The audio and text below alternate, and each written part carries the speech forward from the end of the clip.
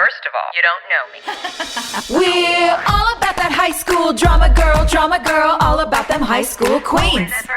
We'll take you for a ride in our comic girl, cheering for the right team. Drama queens, smart girl, rough girl, fashion but you're tough girl. You could sit with us, girl. Drama queens, drama queens, drama queens, drama queens, drama queens. Hello, friends. Welcome back to another Q&A. Happy January, ladies. We have a lot of fan questions, so we do. Should we jump right in? Yes, please. Okay, we have a question from Tori. I feel targeted by this one because I'm a bookcore. I love it. Do you feel personally attacked? Yeah, Tori wants to know what is my favorite book turned into a movie. Favorite books turned into movies? What do we think? That's a great question. There's so many great ones. Come on. Yeah. Sense and Sensibility, Harry Potter, Hunger Games was great. To Kill a Mockingbird. To Kill a Mockingbird is great. So good.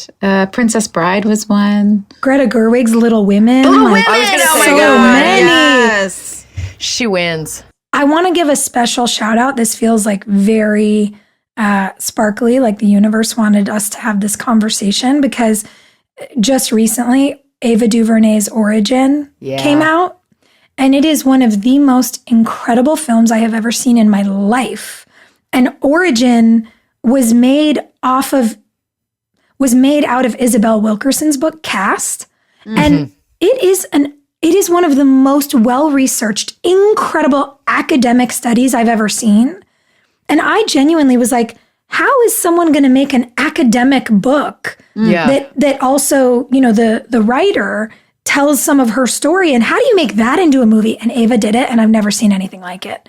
She's so cool. She is so cool. And since it just came out, it feels like a sign. Like, guys, it's in theaters now. Go see Origin. Yeah, she came on Work in Progress, right? Yeah, she was on Work in Progress 2 weeks ago, and we just had the most amazing. Fantastic.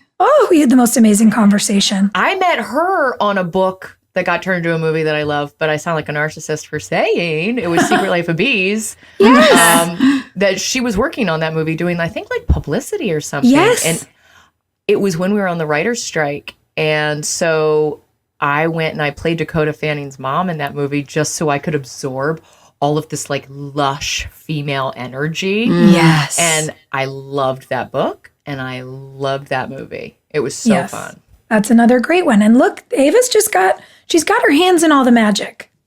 She's knocking them out. I don't want to live in a world where The Princess Bride is not made into a movie. There's so many wonderful adaptations, but man, that just, I don't want to live without that movie. It was a movie first and then they made it a book. No, William Goldman wrote that book in the 70s, I think, didn't he? No? Stop. No way. And they keep referring to the unabridged version of the book, and that doesn't exist. It's all just... I love that you know that, and that I did not know that. I can't believe I didn't know that. I just read an article about it because it was a woman who works in a bookstore, and these kids keep coming in asking for the unabridged version, and she's like, guys, it's not real. It's like Blair Witch. What is real life? What's real? I feel it's just the classics. Like, okay, Wizard of Oz. What about that? You want to live in a world where the Wizard of Oz was never made into a movie? I mean, come on. I dig it. I watched Jane Eyre not too long ago, and it was the latest one. How was it? It was fucking dark and It great. is. Ooh. It was dark. Okay. I watched it over Christmas break, and I was like, sign me up. I'm into this. Yeah, that was awesome. I love that. We have a whole library of inspiration. What's our next question? Greg is asking, if we were witch sisters, which would be our individual supernatural powers? What would we do supernaturally? I don't know. Herbal, I'd be into herbal something. Herbal healing things. There's a great book called The Body Never Lies. Yes. That's a good start.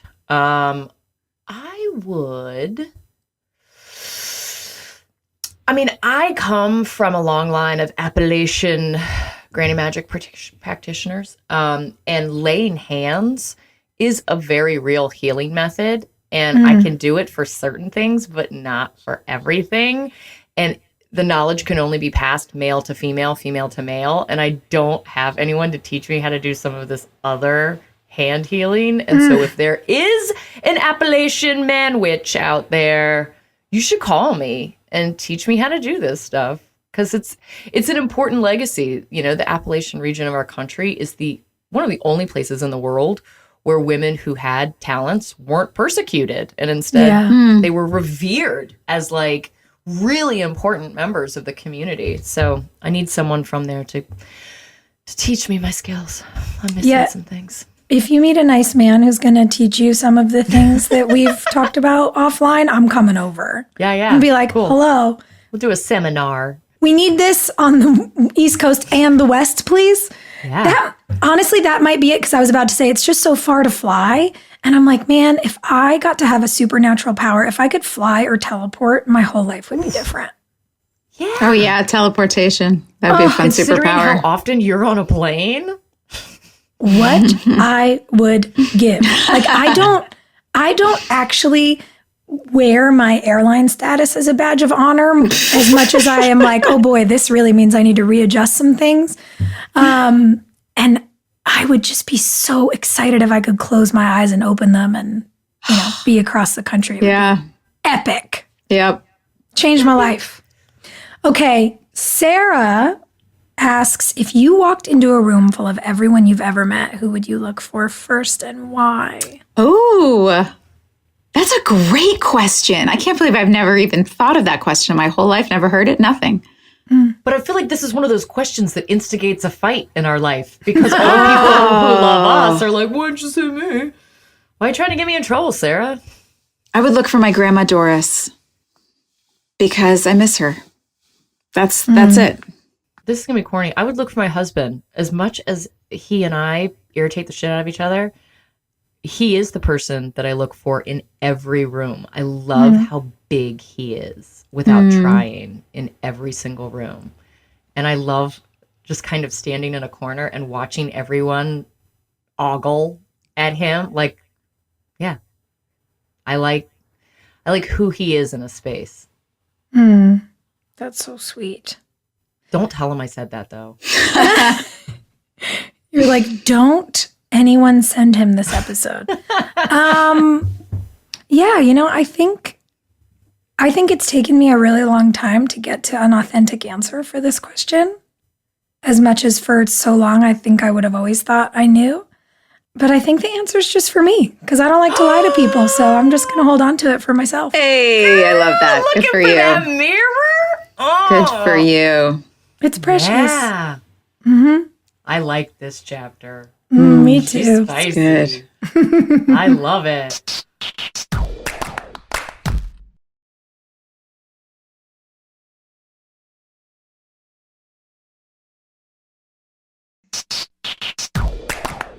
Okay, well, Natalie wants to know, was the original love triangle supposed to be Nathan, Peyton, and Lucas?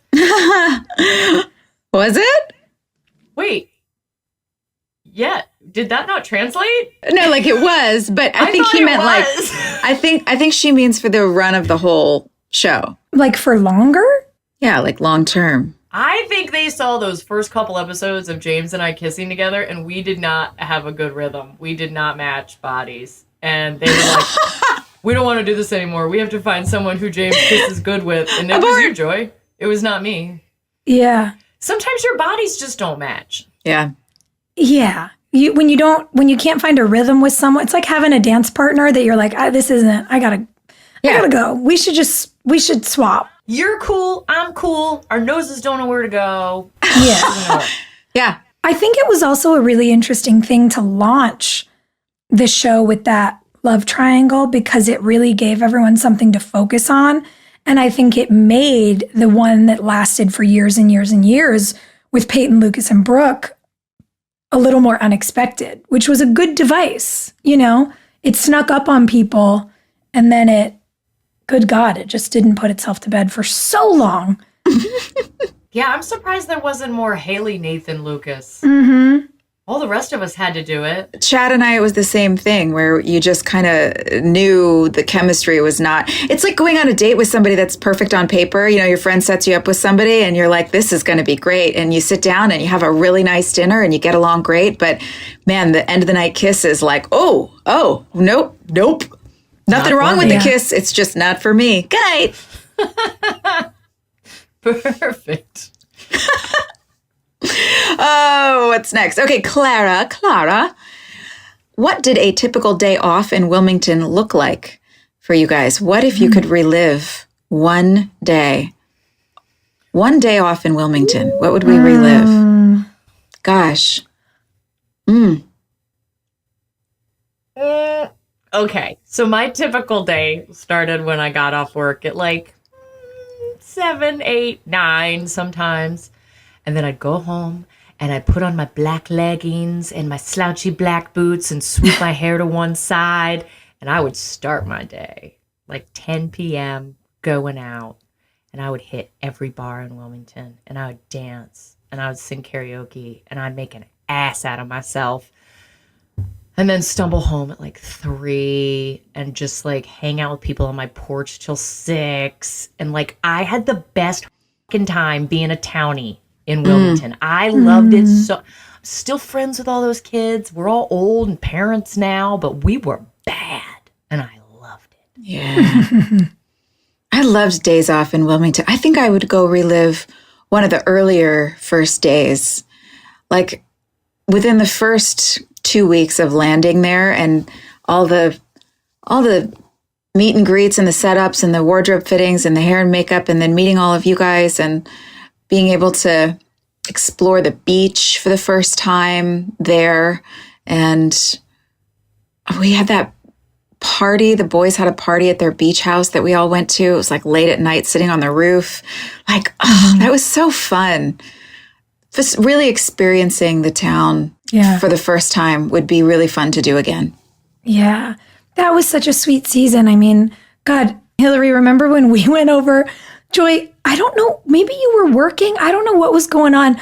But when we first went to the boys' house and saw like the stereotypical Gargoyles. TV frat boy life they were living, and we were like, nope, we're going to Target. And we got them like towels and candles and things, and we redecorated their whole house.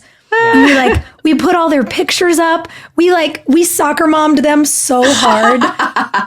Dude, we were landscaping their rental. We were landscaping. We planted flowers. So ridiculous. But you know what? I liked that about us. I liked that we were hardware store girls. We were like, hold on, we'll be back. Oh, they didn't know what to do. That really stands out to me as so nostalgic and sweet, right from the beginning. And then interestingly, that memory came up when you started talking about the inception of it all, Joy. But the first thing that came to my mind was honestly more recent. Like, in a way, I like that we still get Wilmington days together. I think about the last time we were there, driving out to the beach and getting our feet in the sand and, going to the fish place and having a shrimp boil at Bevan's house. Like, I remember living there and, Bevan and I taking the dogs to the beach and playing with them in the water. And like, we're still doing the same thing when we're together. And I really love that. I love that in a way we still get to have our perfect days in that place that gave us all these relationships anytime we're back there. Like, that's so beautiful. Well, because that's what the deal with Wilmington is. We get older, but it stays the same age. It does not change. God bless it. God bless it.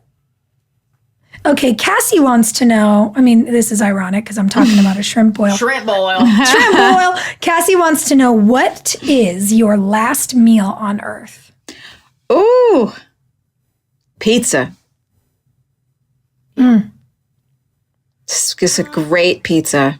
I'll be really honest, you guys. I don't love food. It's like, some people are like, I can eat anything. I grew up really poor. I can eat a baked potato for dinner every night. Like, I don't give a shit about food. I don't know. Maybe a cake? I'm the easiest person to feed on the planet. She's like, I'm going to die anyway. Just send me off. What do I care? Don't give me food. What? Can I have liquor? Because that's what I care about. What's your last drink? What's your best last drink? Jeff makes this thing called a corpse reviver that is actually like incredible. Yeah, that's a 1920s drink, right? Is it gin? Gin. Yeah. It's incredible. I love it. Yeah. So listen, if I'm going out, I'm going out singing and swinging. I love that. Yeah, it's funny.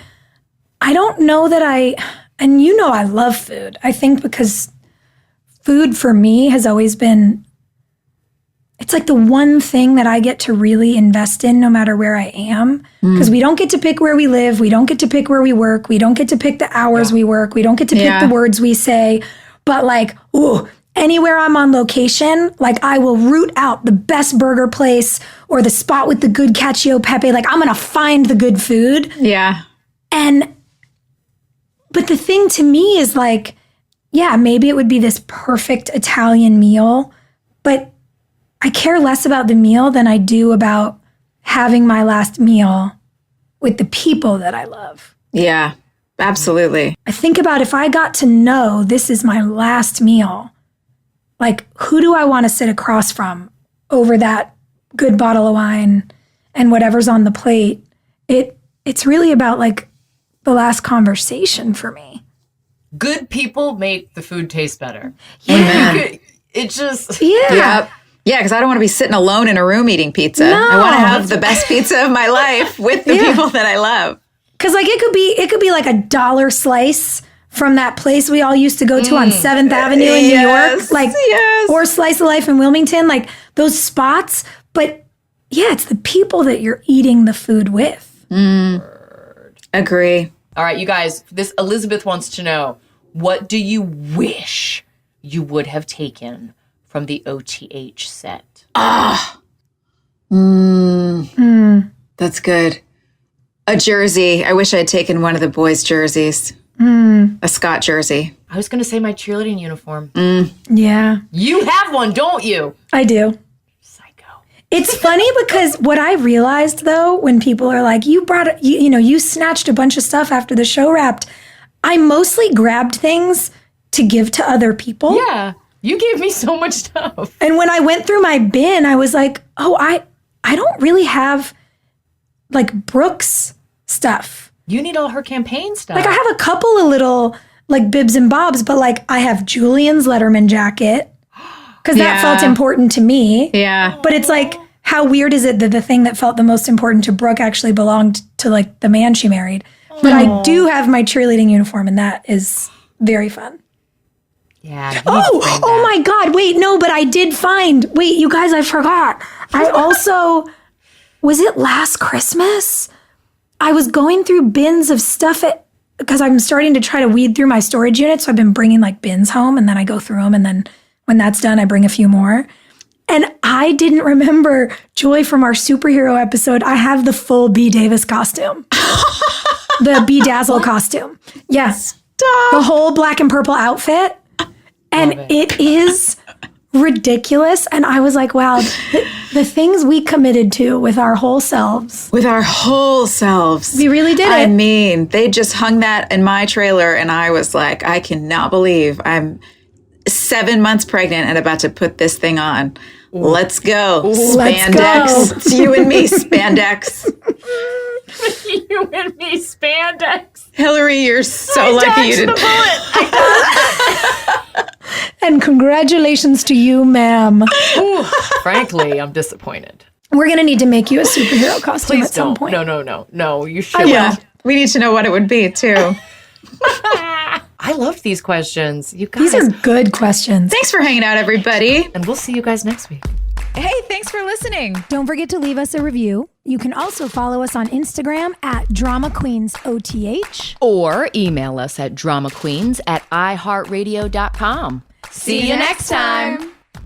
We're all about that high school drama girl, all about them high school queens. We'll take you for a ride in our comic girl, cheering for the right team.